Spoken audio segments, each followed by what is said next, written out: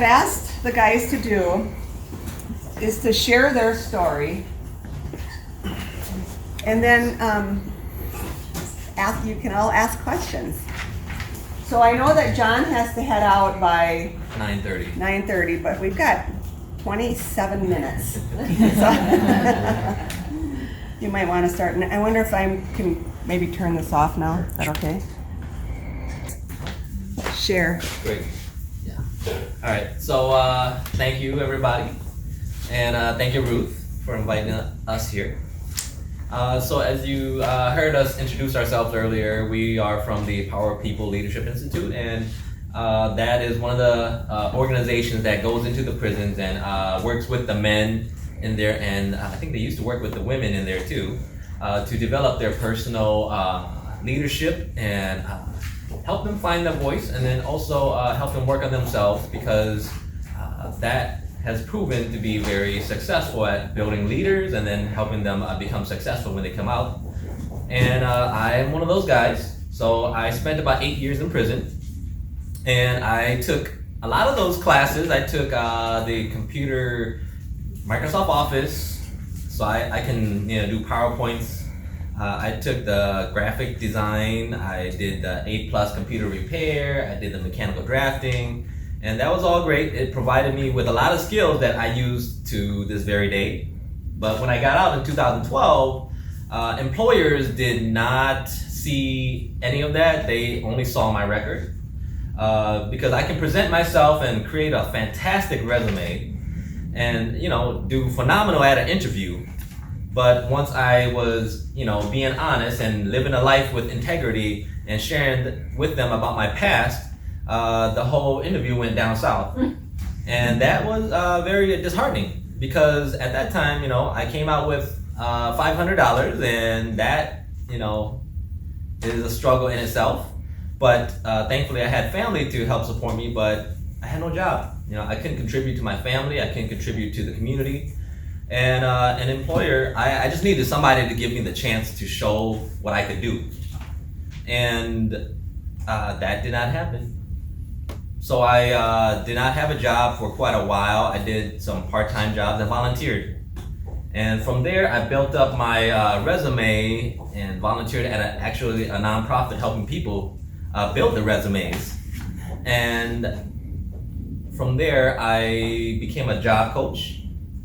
And after a year or so, I had more experience, and then somebody was willing to give me a shot. And it's been an uphill battle from there, but today I'm working at the Metropolitan Council. I'm doing contract compliance and managing a $800 million contract right now. Got a wife, bought a house, got a brand new baby, and things have been good. But what I really needed, as I was coming home, was I just needed somebody to give me a chance. I had all these trainings, and I wanted to do right and do the right thing. But unfortunately, a lot of these employers that I was interviewing with could not see past that.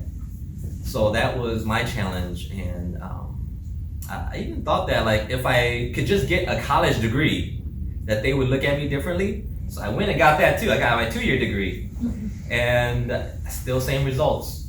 And that was really disheartening for me. And then I still work with a lot of guys who are coming home right now, and those are the same type of issues they are facing. So I'm sharing that because I want employers and people that work in the nonprofit field, all of you all today, to think about how can we reduce those barriers?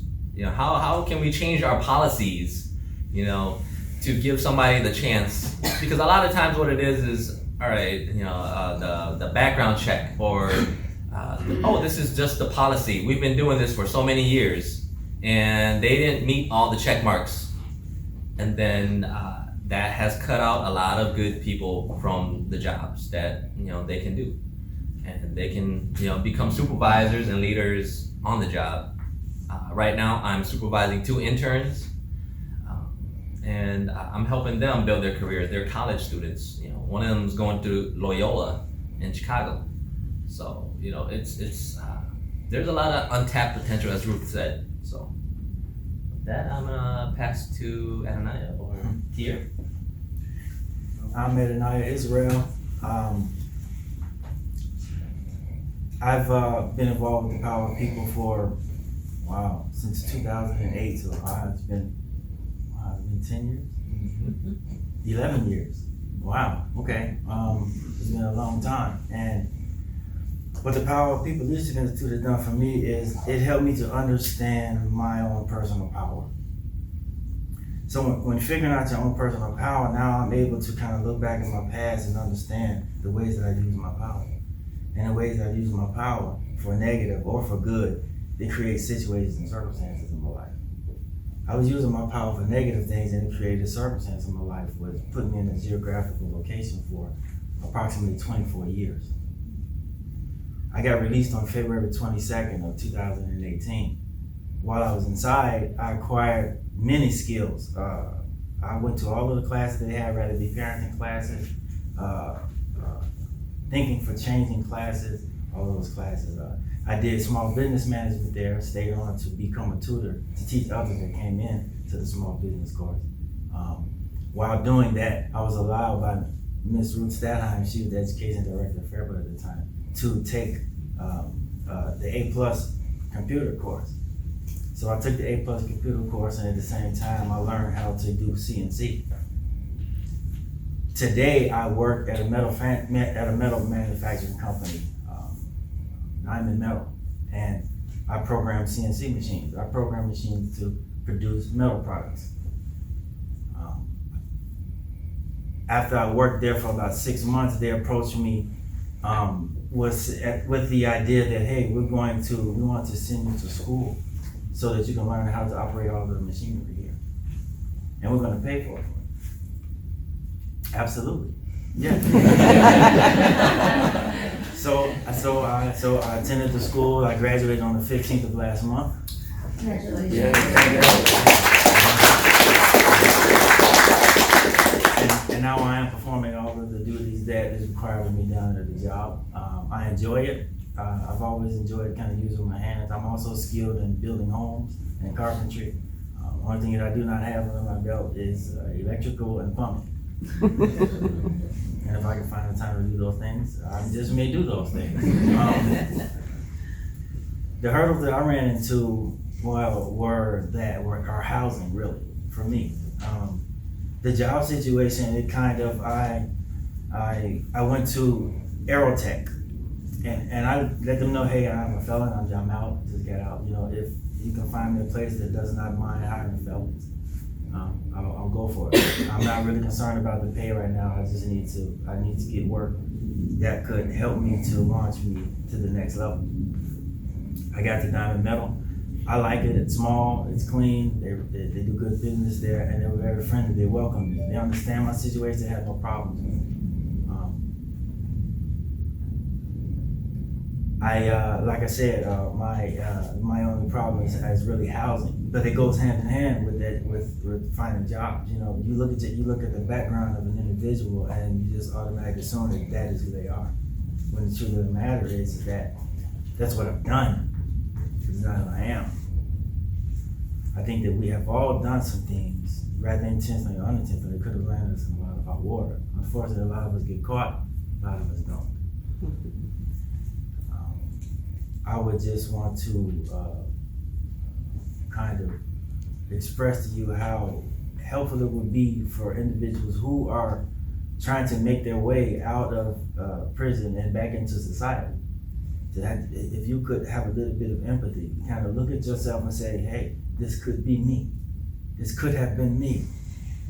Because no one is perfect. I think everybody in here is pretty good at judging character. Sometimes you can look and listen to an individual and you can kind of make a determination about who this person is going to be a benefit to you or not. I would just say, just give them a chance. Just give them a chance, and that's all that we actually need is a chance. We prepare ourselves for it. We just need to be given a chance. Thank you. I'm going to pass that to you. And we're over for questions if you have any. Thank you. how you guys doing? My name is Tier Caldwell. When I was just released in December of 2016 from a 6-year sentence, and first of all, the Power of People Leadership Institute, it's a post training, like you take it while you're in there and while you're out. And it's a training that, see, we can learn skills in prison, but it's that cognitive piece. How do you deal with anger? How do you deal with somebody when, you know, when you have to speak about your crime? Some people have crimes against people. And you can take all the classes in the world, but there's not really a class that takes on that cognitive piece and helps you really understand and to, you know, kind of verbalize what it is you went through. A lot of the times it was something traumatic that sent somebody to prison in the first place. And then you get placed in a traumatic environment. And then when you get out, it's just like, go find housing, go find a job. And it can be difficult if you don't have the right mindset. Me personally, luckily with the Power of People, I was kind of programmed to never really give up, no matter what. But I did face a lot of discrimination when I got out. I would go apply for jobs, and they would tell me like, yes, we have a job available, and I would drive way out there, and when we would get to the background, the interview was going so fine until the background section came up. And but I was coached on how to talk about it. And you know, it was times where people would like see that I had a conviction in my background and get up and leave the room and then come back with like 3 people and then tell me that the position is no longer available.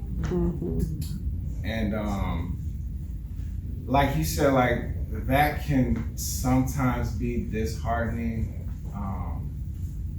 because if everybody just thinks of the worst mistake you ever made in your life, and then you just have to constantly be reminded of that mistake, and then you have to be judged off that mistake the very first time you meet somebody who you want to impress, so to speak. And so it was hard. I think I started off making I think I went to accessibility, I was making like $9 an hour or something, and this slimy recycling plant, it just juices spraying all over me. I was just coming home, but it wasn't really that. I didn't really care. I just, like you said, I just wanted to work. And there was no way I was going back the other directions. Right. And eventually, I kept the mindset that it's only temporary. And then, you know, I kept getting better and better jobs. And I got assigned to this, I found this job with Avivo-Business. I forgot to mention that I do contracting at night with a company called Avivo-Business, and I work with the Power of People in the daytime. And I make pretty much what Travis makes. Yeah. So that's cool. And but it was not easy, because people just look at what's on that piece of paper, and they're missing out. And being an employment navigator now and working with people who come home from prison, like, not only have I experienced it, but I see it from a kind of different type of angle.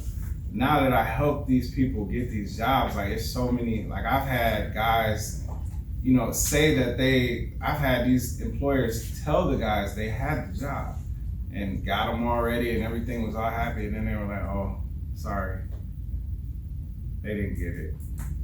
And you know, like, that can be so disheartening to somebody who is not really prepared to deal with that. And we are people.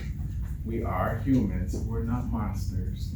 And like, you know, I do community outreach for the FBI. I go and speak to kids at schools about drug use and all types of, we speak at the Capitol, like we do so many things, but if you just looked at me on paper, you wouldn't know that. And I'm talking about, I have men who are hungry and eager to work. And one of the biggest issues is there's also a phobia about people who have crimes against people. That's a big, a lot of employers don't want to take that gamble. Even if it's like been 10 years ago, or sometimes 20 years ago.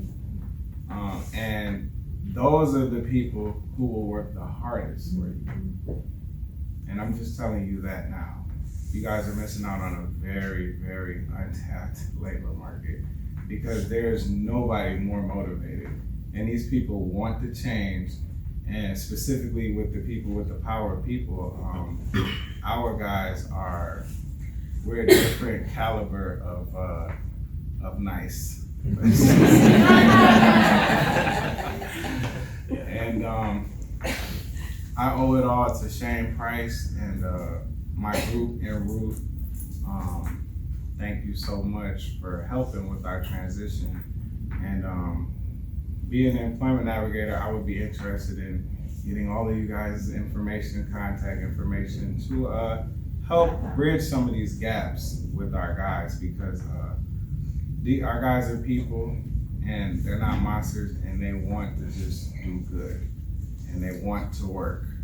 And so, and a lot of them have the skill set. They just have that thing on their record that's from years ago. So if you guys can see past that, we can do some good things. I think we're ready for questions, if anybody has questions. Yes? So you all had to face a lot of disappointment in that job search coming out, but eventually you were all able to find employment. What was different about that situation when you found employment that worked out compared to other experiences before that? Well, my first job was at Second Chance Recycling, where we just kind of recycled mattresses. I got paid like $9.50 an hour. It was on a bus line, so it was easy for me to get there. After I procured a vehicle, I went on to look for other work in the area I was skilled. I was skilled in metalworking and carpentry, so that's where I wound up at Aerotech. I talked to Russ. Russ was my handler there, and I explained everything to him, and he just worked with me from that point. I think the only obstacle that I've had was just in the housing business. But it really just goes hand in hand. You get discriminated against for the housing just as much, if not more so, than you do for the employment. So again, it's just really about just that background check kind of. I guess it goes to say what you don't know for the most part doesn't hurt you. But what you find out oftentimes destroys you. So everything works off in the interview until you get to that background. And then it's like, It got to a point for me where if I knew that I was qualified for the job, then I just looked at it like, listen, if you don't want to hire me and you don't want to, even get to know me based off of something that happened like 8 years ago, I don't want to work for you anyway. And so I just kept it moving, and until I found an employer that, was just interested in me showing up, working hard, and getting the job done, and that's it. Some jobs, they just badger you and just poke and make you like write a story or say like a biography like about your crime. And and like I said, in some instances this could be 10 or 20 years ago. And they know once you start talking about your crime, they know if they're gonna hire you or not anyway before you even start talking about it. And then in some instances where you have to wait 7 years after you're released. So if you just served a 7-year sentence and paid your debt to society. Now you have to pay it over again for another 7 years before you can even get a job. And so that barrier that I just kind of just kept it moving. Long story short. Thank you. That kind of ties into a quick question I have. How long did it take you to get from that $9-something an hour job to a livable wage job? Did it take months? Did it take years? It took me approximately 8 months. 8 months, because when I started on the temp at Aerotech, and after my 6-month period from Aerotech was ended, that's when they hired me on permanently, and that's when I began to see the raises and everything, especially after graduation and everything, and I come back. That following pay period, it was a huge bump. I would love some of your feedback, your perspective for me, advice as a career counselor, because I've had the privilege of working here at Avivo for 3 months and started having some successes where we've gotten somebody a $1,400 payment toward past due rent. We can get education for someone. We have a few resources, but I'm painfully aware that just throwing $1,000 or $2,000 at someone's life isn't enough, and that I can also seem maybe demanding, like, okay, now I've given you this, what are you gonna do? And they're still struggling from so many barriers. So how do you move forward without seeming privileged or demanding or bossy? I mean, and yet you have to be strong and say, you've gotta send these job apps, you gotta do this, you gotta do that. What do you recommend to us? You can't want it more than they do. And I find myself, I have an emotional attachment to the power people, because these are like, some of these guys I was in prison with, and then now we're in the community and we're doing such great things. And so when I see somebody that I was actually with in prison, now I have the opportunity to help connect them with research, connect them with organizations, and help them get jobs. It's an emotional, like, I take pride in that. But sometimes I do get a little over caring, sometimes more than them. And my mentor told me to just relax and let them set the pace. Sometimes people need motivation, that's always great, but I think that it's just imperative that you can't want it more than them. They have to show you that they want it. Thank you so much. Yeah, I think I'd like to add to that. For a lot of the guys who are coming home or coming out of prison, they've been in a structured environment for so long. So now they're out and they say, hey, you go out there, sometimes they have a curfew, sometimes they don't, but then there's a lot of free time out there that once was structured and is no longer structured. So, when they come to a employment agency or one of these nonprofits and they're coming to get help and assistance, it's good that there's help, but then there's also, some structural things that are in place that they need, and that could be a place where you can come in as a navigator to help provide that structure and talk to them about these things.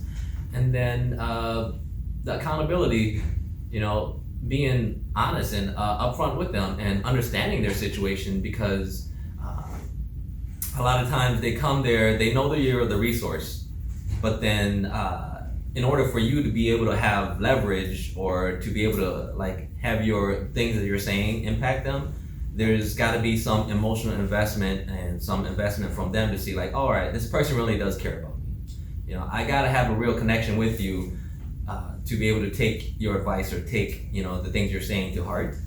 So I think, that was what really made the difference for me, and then for some of the clients that I worked with when I was doing workforce development, is actually knowing the person, knowing that they have a wife and kids, that's their priority. They'll do anything to make sure that their wife and their kids are taken care of.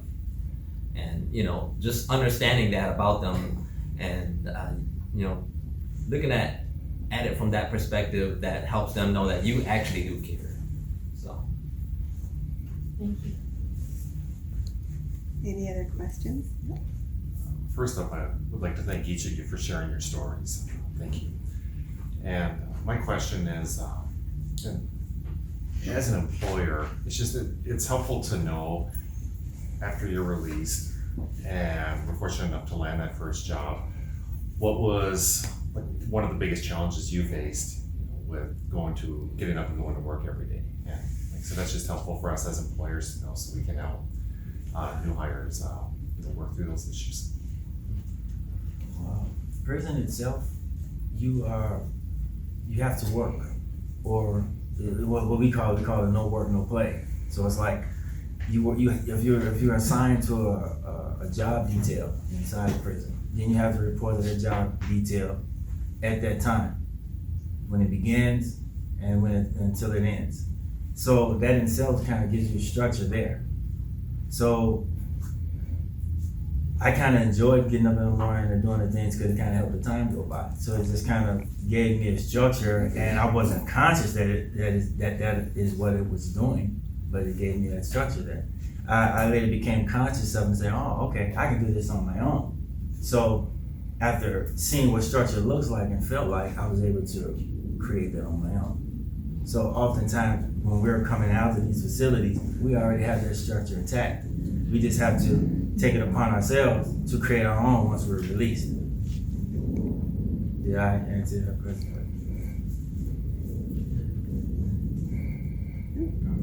Alright, so I think that there's a misconception about, what guys are actually doing in there, or women are actually doing in there, that sometimes the perception is they're sitting in there with their TV and watching TV all day, and they're just counting the days on a calendar and, putting up the X's.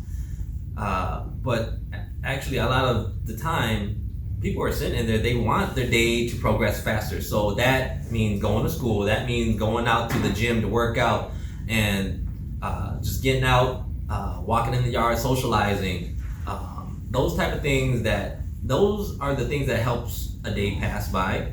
And for those, guys, that is what's helping them. So the structure there, like Ananias said, is already there. You gotta wake up for breakfast in the morning. If you don't wake up on time when they're letting you out for breakfast, no breakfast. And there is that structure in place. So the guys have that structure there, and they can use that same structure to put themselves into a job. So they can show up on time. It's just the communication. And then one of the things I really appreciate about the Power of People Leadership Institute is that they provide that structure after people get out of prison. So there's a support group, they go there, and then they talk about these issues. Before you had a probation officer checking up on you all the time. Now you don't. How are you managing your time, your free time? And then you have other guys who are going through the same issues, and they're sharing about the struggles. And when you hear about their struggles, you may be having the same issue, but you may not want to talk about that at that moment. You may not be ready to talk about that, but you hearing about how they deal with it is actually helping you grow and prepare yourself for handling and managing your own issues. In addition to that, in there we had to live off of 12 cents per hour. Yeah, that's the wages, because they cut a portion of that to go to the gate fee, and then you have to use that 12 cents an hour. I think at the end of the 2 weeks you get like $12 to buy soap, to toothpaste, to take care of yourself, make sure you are cleanly, because you want to look good too, and take care of yourself because your mom or your girlfriend or your kids may be coming to visit you. And then also that $12 gotta stretch out because you're hungry too, because sometimes what they serve you at the dining hall doesn't cut it. So you gotta really learn how to budget, and that has really gone a long ways too. So it's a structure from top to bottom there. It's just kind of just for guys who are coming into the facility, they're given their assignments, and they perform better when they comply with it all than when they don't.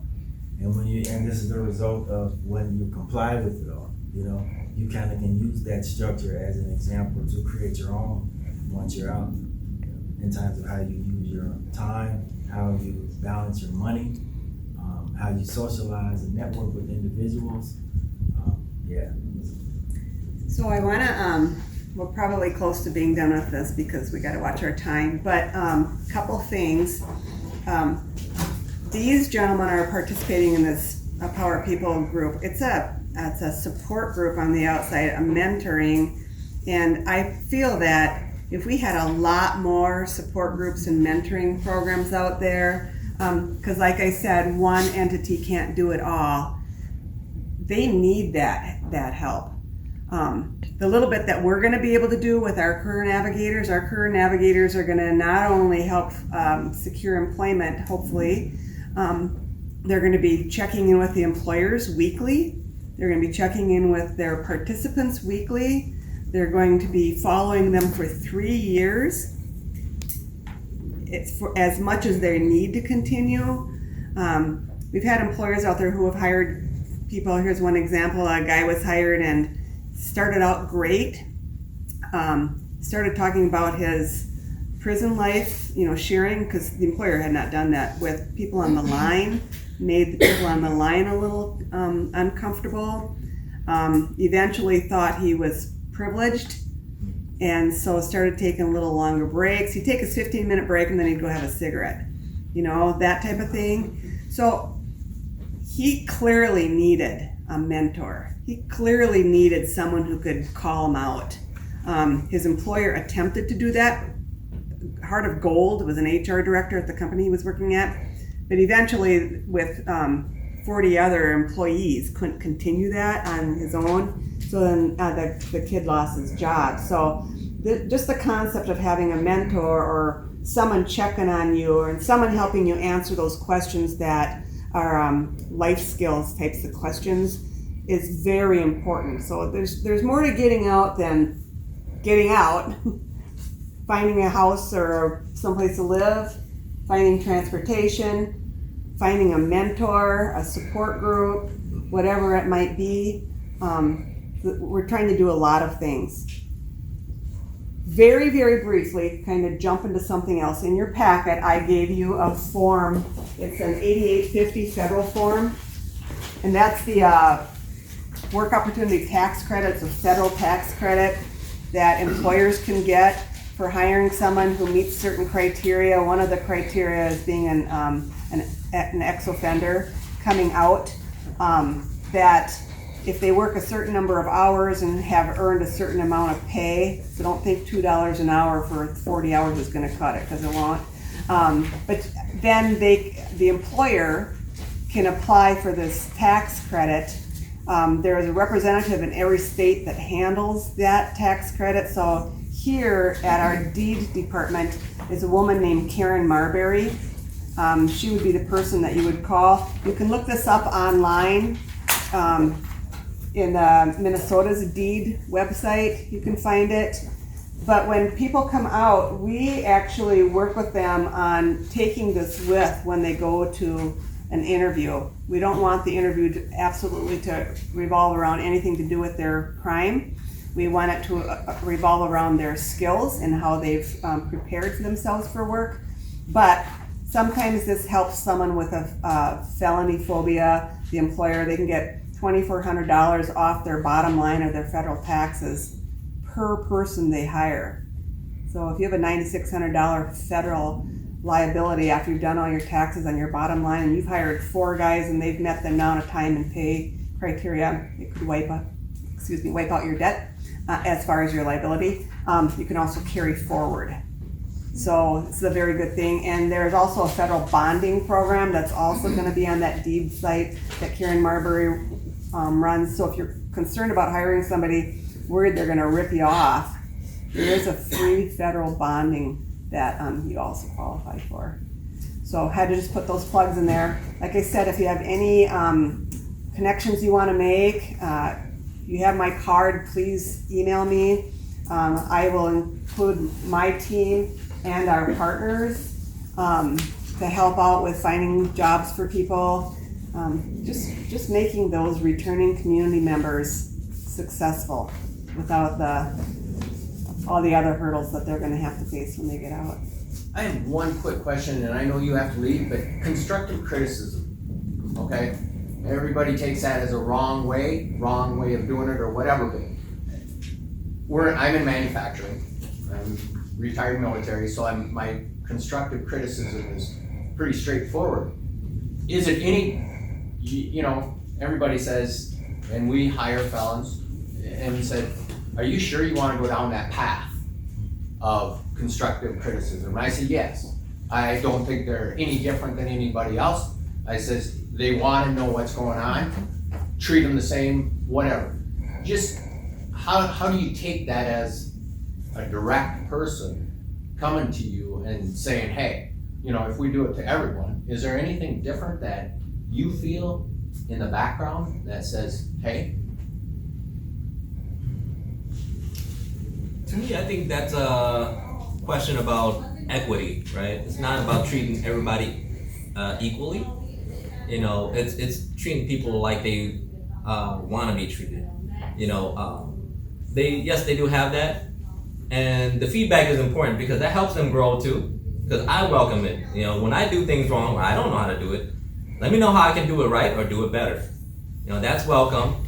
But then it's how you say it.